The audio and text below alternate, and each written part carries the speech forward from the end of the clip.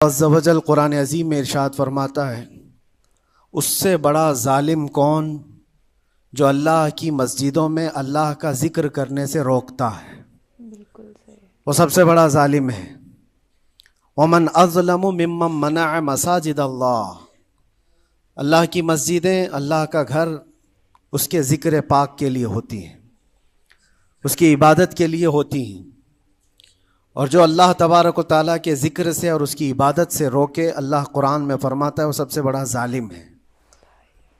میرے عزیزو، تاریخ اگر دیکھتے ہیں ہم تو ہر زمانے میں معرکہ حق و باطل ہوتا رہا ہے۔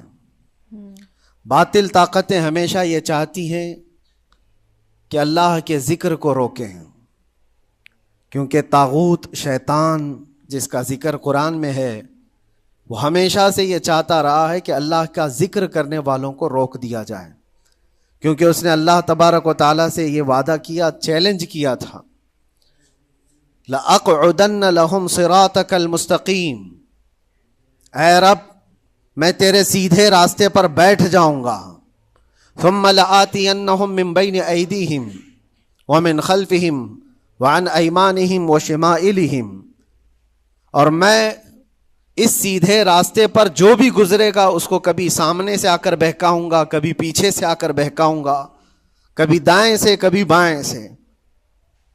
اور اللہ تبارک و تعالیٰ سے شیطان مردود یہ کہتا ہے، وَلَا تَجِدُ أَكْثَرَهُمْ شَاكِرِينَ، تو تیرے بندوں میں شکر گزار بندے نہیں پائے گا۔ مطلب یہ ہے کہ ابلیس لعین مسلسل یہ کوشش میں ہے کہ اللہ تبارک و تعالیٰ کے بندوں کو اس کے ذکر سے دور کرے، اس کے شکر سے دور کرے۔ آج بھی وہ کیفیت ہم دیکھتے ہیں کہ سب سے زیادہ اللہ کے ذکر سے روکنے کے لیے جو شیطانی طاقتیں کوشش کر رہی ہیں، مگر میرے عزیزو یہ تمہارا امتحان ہے، تمہارا امتحان ایسا کہ کبھی یہ مت سمجھنا کہ تم خالی ہو، کیونکہ قرآن پاک اللہ تبارک و تعالیٰ 21ویں پارے میں فرماتا ہے، احسب الناس ان یترکوا ان یقولوا آمنا وہم لا یفتنون، کیا لوگ یہ گمان کر کے بیٹھے ہیں کہ وہ ایمان لے آئے تو ہم ان کو آزمائیں گے نہیں، یا ان کو چھوڑ دیا جائے گا؟ جو ایمان لایا ہوا بندہ ہے وہ آزمایا جائے گا۔ یہ سچ بات ہے۔ ایمان اگر تمہارے پاس ہے تو تمہیں امتحان سے بھی گزرنا ہی ہوگا۔ یہ ایمان کسی حلوہ پراٹھے کا نام نہیں ہے، کھا کر کے مست نیند سو جائے، پھر اسے اس دار فانی میں، اس دنیا میں امتحانات سے گزار کر کے اپنے ایمان کی کسوٹی کو دکھانا ہوگا۔ اسی لیے قرآن یہ بھی کہتا ہے کہ تمہیں کیسے کیسے آزمایا جائے گا، وَلَنَبْلُوَنَّكُمْ بِشَيْءٍ مِّنَ الْخَوْفِ وَالْجُوعِ وَنَقْصٍ مِّنَ الْأَمْوَالِ وَالْأَنفُسِ وَالثَّمَرَاتِ، ہم تمہیں آزمائیں گے کبھی بھوک سے، کھانے کی قلت سے، اور کبھی خوف سے، ڈر آئے گا تمہارے پاس، اور پھر اللہ تعالیٰ فرماتا ہے کبھی مال و دولت کی کمی سے، وَنَقْصٍ مِّنَ الْأَمْوَالِ وَالْأَنفُسِ، کبھی لوگوں کی جان چلی گئی ہو، کثرت سے تمہارے عزیز مر گئے، یہ بھی آزمائش ہے، اور پھلوں کی کمی۔ اللہ تعالیٰ فرماتا ہے یہ 5 چیزیں ہیں جو تمہاری زندگی میں آئیں گی اور تمہیں آزمایا جائے گا، اور ان کمیوں کے وقت تمہارا ایمان دیکھا جائے گا تم کیا کہتے ہو۔ اور اللہ تعالیٰ فرماتا ہے جب کبھی تمہیں بھوک سے آزمایا جائے، خوف سے، ڈر سے آزمایا جائے، اور مال کی کمی سے آزمایا جائے، امتحان لیا جائے، تو اس وقت جو بندہ یہ کہتا ہے، اللہ فرماتا ہے انا للہ و انا الیہ راجعون، اللہ تعالیٰ فرماتا ہے ان لوگوں کو یہ بشارت ہے، ان صبر کرنے والوں کو یہ بشارت ہے کہ جب ان پر مصیبت آتی ہے تو یہ کہتے ہیں ہم اللہ ہی کے ہیں اور اللہ ہی کی طرف لوٹنے والے ہیں۔ یہ مصیبت کے وقت یہ جو 5 چیزوں سے آزمایا گیا ہے، ان آزمائش کے دور پر جو بندہ اللہ تبارک و تعالیٰ کی اس عطا پر راضی رہتا ہے وہ صبر کے ساتھ نکل گیا ہے۔ آج کے دور میں بھی میرے عزیزو بے شمار جانیں ہماری درمیان سے جا رہی ہیں، آپ کو اندازہ ہے موت اتنی عام ہو گئی ہے، اتنی عام ہو گئی ہے کہ اب لوگوں کو موت پر کوئی افسوس بھی نہیں ہوتا. ہر دن خبریں موت کی سرخیاں چھاپتی ہیں. 100-200 کی موت کوئی معنی نہیں رکھتی. آج فلسطین کے نہتے بچوں میں تقریباً 45,000 لوگ سال بھر میں مر گئے. 45,000 کوئی تعداد ہوتی ہے کہ نہیں ہوتی؟ بہت بڑی اتنی بڑی جانوں کا جو نقصان ہے، یہ آزمائش ہے. اور یہ جانوں کے ذریعے سے آزمائش تھی. مال کی کمی کی آزمائش تو ایسی ہے، ملک شام، یمن، بہت سارے ایسے ٹوٹے پھوٹے علاقے، عراق، جہاں پر لوگ کھانا اور دوائیوں سے جوجھ رہے ہیں اس طرح سے کہ وہ گھاس کھانے پر مجبور ہیں. بہت سارے ایسے علاقے جہاں پر چھوٹے بچے پھینکے ہوئے کچرے میں سے دانے چن کر کے کھا لیا کرتے ہیں. وہ اپنے پیٹ کی اس آگ کو بجھانے کے لیے دانے دانے کے لیے ترس رہے ہیں. یہ بھوک کی آزمائش ہے، مال کی کمی کی آزمائش ہے، جانوں کی آزمائش ہے. عزیزان گرامی وقار، اور پھر خوف کے ذریعے سے جو آزمائش ہے وہ ہم دیکھ رہے ہیں. آج خوف ظالموں کے ذریعے سے تم پر مسلط کیا جائے گا. ہر آدمی ڈرا سہما ہوا، ہر آدمی اپنے اندر ایک ڈر لیے بیٹھا ہے کہ نکلوں گا تو کیا ہو جائے گا. ان سب کے درمیان اللہ کی بارگاہ میں سجدہ ریز ہونے کا نام ایمان ہے. سب حالات ہوں گے اس طرح سے، اور انہی حالات کے درمیان جو بندہ اپنا سر جھکاتا ہے مولا کریم کی بارگاہ میں وہ ایمان والا ہے. آؤ اگر ایمان کی کمال کی مثال دیکھنا ہے تو کربلا کے میدان میں کون کون سی آزمائشیں تھی. بھوک کی بھی آزمائش ہے، پیاس کی بھی آزمائش ہے، جان کی بھی آزمائش ہے، خوف کی بھی آزمائش ہے. سب چیزیں ایک ساتھ کربلا کے میدان میں آئی. رسول اللہ کے گھرانے پر، اہل بیت پر وہ کیسا عظیم امتحان تھا جب وہ 72 لوگوں کا 82 لوگوں کا قافلہ بھوک اور پیاس سے جوجھ رہا ہو. 3 دن سے ان کے اوپر کھانا اور پانی بند ہو، اور ان شہزادوں کے ایمان میں ذرا برابر بھی فرق نہیں آتا. نہ ان کے ایمان میں، نہ حوصلے میں، نہ ہمت میں فرق آتا ہے. 3 دن کے بھوکے اور پیاسے باطل سے نپٹنے کے لیے کس طرح سے کمر بستہ ہے. یہاں تک کہ بھوک کی شدت ایسی تھی کلیجہ منہ کو آئے. 6 ماہ کا بچہ بھی روتے روتے زبان جس کی سوکھ گئی ہو، وہ ماں جو بچے کو دودھ پلاتی ہے اس کے سینے سوکھ چکے ہوں، دودھ ختم ہو چکا ہو ماں کے پستانوں میں، کیسی قلت ہوگی. پانی کا ایک قطرہ ان کے گھر تک نہیں پہنچ پاتا. ماں اپنے بچے کو دودھ نہیں پلا سکتی تھی. اس سے زیادہ کیا آزمائش تھی یہ بھوک اور پیاس کی آزمائش. پھر جانوں کی آزمائش تو ایسی، اللہ اکبر. 56 سال کی عمر کا وہ شہزادہ عالی وقار، سیدہ کائنات فاطمۃ الزہرا کا نور نظر، امام عالی مقام سید الشہداء امام حسین رضی اللہ تعالیٰ عنہ، جب میدان کربلا میں لاشوں کو اٹھاتے تھے، کتنی لاشیں اٹھائی، کبھی بیٹے کی، کبھی بھتیجے کی، کبھی بھانجے کی، کبھی بھائیوں کی، کبھی عزیزوں کی. میاں ہم اپنے گھر سے نکلنے والے ایک جنازے کو اٹھاتے ہیں تو 8 دن تک ہمارے اندر سے ہوش نکل جائے. کوئی اپنے بچے کو اپنے ہاتھوں سے دفن کر کے دیکھے پھر کیفیت پتہ چلتی ہے. امام حسین نے ایک نہیں اپنے لاڈلوں کی لاشیں اس طرح سمیٹی ہیں. ان کے جوان بیٹے علی اکبر کو جب شہید کر کے گھوڑے دوڑائے گئے تھے جسم کے اوپر سے، ٹکڑے الگ ہو چکے تھے، اس کو سمیٹتے ہوئے کون بیٹھا ہے؟ رسول اللہ کا نواسا. اور 6 ماہ کے بچے کو ہاتھ کے اندر ظالموں نے تیر سے ایسا مارا تھا کہ حلقوم پہ چلا گیا ہو. اور 6 ماہ کے علی اصغر کا خون جب امام حسین کے چہرے پر اچھل جاتا ہو، کسی باپ کے ہاتھ میں بیٹا وفات کر جائے اور پھر وہ لے کر کے خیمے میں آئے اور ادھر سے بلکتی ہوئی ماؤں کو اور بہنوں کو بھی دیکھے، ان میں بھی صبر کی تلقین دے. کبھی کبھار میں سوچتا ہوں اللہ یہ کیسے امتحانات سے گزرا تھا فاطمہ کا لال، کیسے امتحانات سے. بھوک اور پیاس کی شدت الگ، یہ جانوں کی شدت، جانوں کے جانے کا غم الگ، عزیزوں کی لاشوں کو اٹھانے کا بوجھ الگ. پھر اس پر 22,000 کا لشکر جرار سامنے، اس کا خوف لوگوں کے اوپر ڈالا جا رہا ہے۔ عزیزان گرامی وقار، یہ سب چیزیں کیا امام حسین کے قدموں کو ڈگمگا گئی؟ کیا ان کے خاندان والوں کو بکنے پر مجبور کر دی؟ کیا انہوں نے سمجھوتے کر کے اپنا سب کچھ بیچ ڈالا؟ ایک خیمے کا ایک بچہ بھی امام حسین کا نکل کر کے آیا ہو تو مجھے تاریخ بتا دو۔ بلکہ تاریخ تو آج یہ کہتی ہے، سر داد نہ داد دست در دست یزید، حقا کے بنا لا الہ است حسین، سر دے دیا مگر ہاتھ یزید کے ہاتھ میں نہیں دیا۔ حق تو یہ ہے کہ لا الہ کی جڑ کا نام حسین ہے۔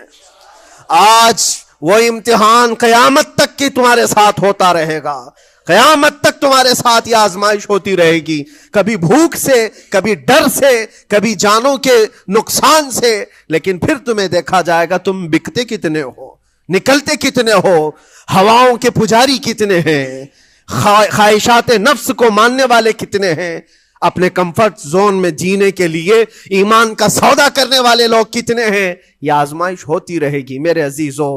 ایمان اس کا نام نہیں ہے کہ تم گھر میں آرام سے بیٹھے رہو گے اور کوئی امتحان نہیں ہوگا، امتحان تو ہوگا، آزمائش تو ہوگی۔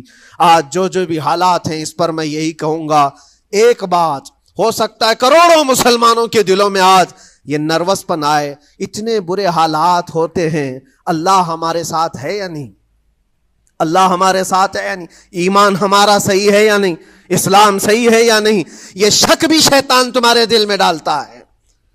کبھی تمہارے اوپر مصیبتوں کے پہاڑ ٹوٹ جائیں تو شک ڈالتا ہے شیطان تاکہ تمہارا ایمان ڈگمگا جائے۔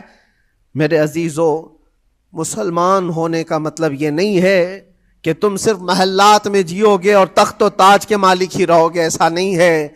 ایمان والوں کو احد میں 70 جانیں بھی دینی پڑی ہے، بدر میں ان کے ساتھ جو معاملات ہوئے ہیں، فتح اگرچہ بدر میں ہوئی لیکن جنگ احد کا اگر منظر دیکھو گے، اللہ اکبر، وہ رسول پاک صلی اللہ تعالی علیہ وسلم کے شہدائی صحابہ جب احد کے میدان میں کھڑے تھے، 70 صحابہ کی ایسے جانیں گئی ہیں، اگر میں تفصیل بتاؤں تو بہت لمبا وقت ہوگا۔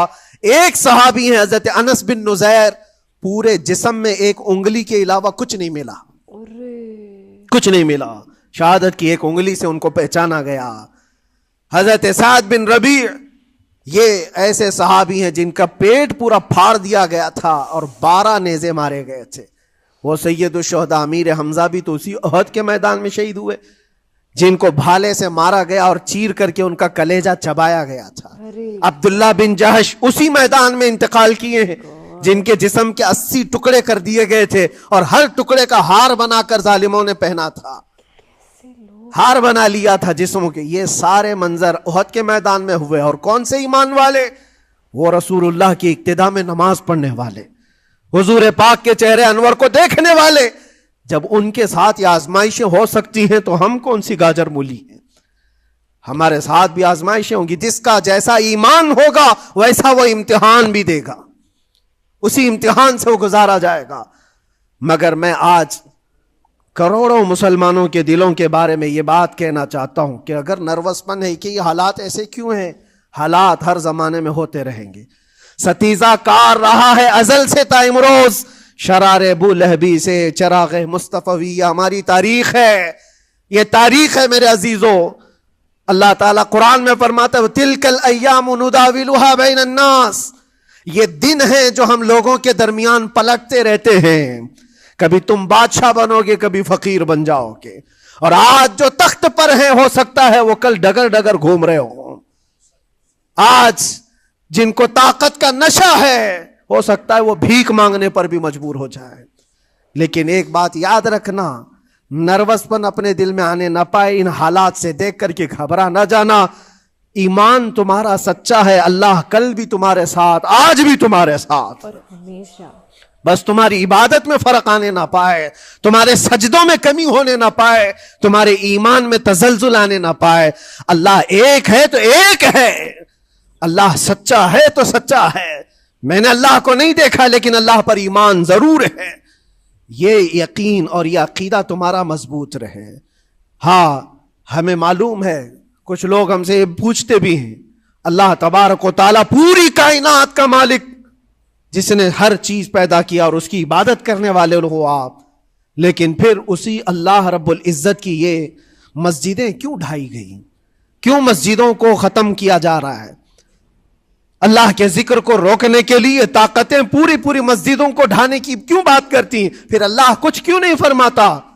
میرے عزیزو، یہ کائنات ہے جس کو اللہ نے اسباب پر بنا کر بھیجا ہے، اور تمہیں عمل کے لیے بھیجا گیا ہے۔ تمہارا عمل دیکھنا ہے، تم کتنے پابند ہو، تم کتنے اپنی حفاظت کرتے ہو، تمہارے ایمان کی، تمہاری عبادتوں کی، تمہاری مسجدوں کی۔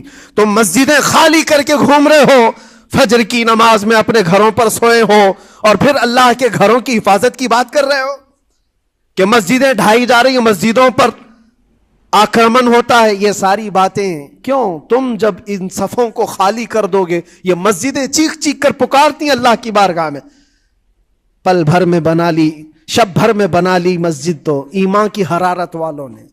من اپنا پرانا پاپی تھا، بچپن سے نمازی بن نہ سکے۔ مسجدیں بڑی بڑی شاندار بنا لینا اور اس کو آباد نہ کرنا، یہ بھی تو ظلم ہے۔ آپ ان مسجدوں کی حفاظت کی جو بات کر رہے ہیں، ان مسجدوں کی حفاظت صرف کمیٹیاں بنانے سے نہیں ہوتی، نمازوں سے ہوتی ہے، اس کے اندر تلاوت قرآن سے ہوتی ہے عزیزان گرامی۔ اور پھر یہ بات ان ظالموں کے لیے کہ اگر وہ ہاتھ لگا کر مسجدوں کو اٹھانا پھینکنا اس کو اپنی طاقت کا ذریعہ سمجھتے ہیں تو سمجھ لو تھوڑے دن کی بات ہے، بزدلی ہے یہ۔ اگر اسی کا نام طاقت ہے کہ عبادت گاہوں کو مسمار کر کے طاقت کے تخت کو بٹھایا جائے، تو یاد رکھنا بڑھتے بڑھتے بڑھتے تمہارا نشہ کہیں تمہیں فرعون نہ بنا دے، اور اگر فرعون بن گئے تو انتظار کرو، اللہ تعالیٰ بڑے بڑے فرعونوں کو صرف پانی سے ہلاک کرتا ہے، بہت بڑے بڑے نمرودوں کو اللہ تعالیٰ مچھر سے ہلاک کرتا ہے۔ وہ ابرہہ بھی تو آیا تھا جو کعبہ ڈھانے کے لیے آیا تھا، ہاتھیوں کا لشکر لے کر آیا تھا، جس کا ذکر قرآن پاک میں الم تر کیف فعل ربک باصحاب الفیل۔ اے محبوب، کیا آپ نے نہیں دیکھا ہاتھی والوں کے ساتھ اللہ نے کیا معاملہ کیا؟ پورا ہاتھیوں کی فوج لے کر آیا تھا کعبے کو ڈھانے کے لیے۔ ہوا کیا؟ کعبہ کو ڈھانے کے لیے اتنی خطرناک فوج تھی اور مکہ والوں میں لڑنے کی اتنی طاقت نہیں تھی۔ اللہ کریم نے ابابیل چڑیوں کی ایک فوج کو بھیجا، ہاتھی کہاں اور چڑیا کہاں؟ کوئی مقابلہ ہوتا ہے؟ کوئی مقابلہ ہے؟ تصور میں نہیں آتا، لیکن رب تبارک و تعالیٰ کا ایک دستور ہے، بڑی بڑی طاقتوں کو چھوٹی طاقتوں سے ہلاک کرتا ہے۔